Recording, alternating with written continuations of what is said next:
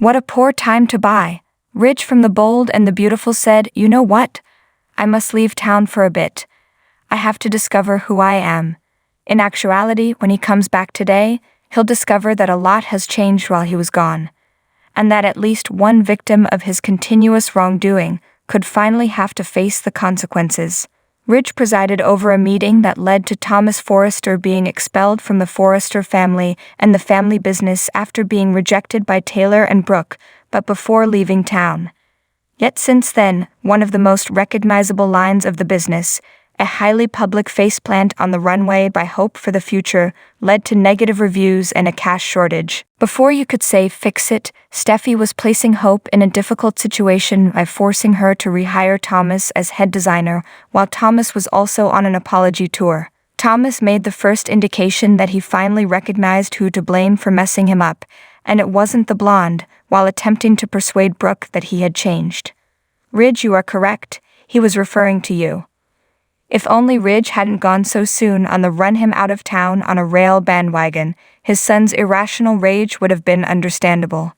Yet it appears that Thomas, like Brooke and Taylor, has finally realized that the man who spent decades acting out a real-life version of wife swap was the one repeatedly breaking his mother's heart. It's time for the younger guy to exact revenge now that Thomas has a clear target for his resentment. Hopefully, everything surrounding framing Brooke for the CPS call will seem simple enough, pun intended.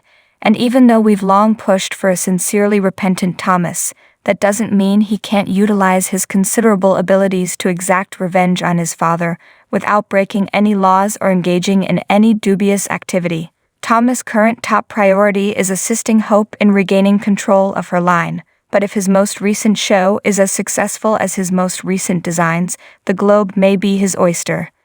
This would put him in a position of strength, possibly enough to convince Ridge that he is done being employed and fired at the whim of his father and sister, Forrester Creations co-CEOs.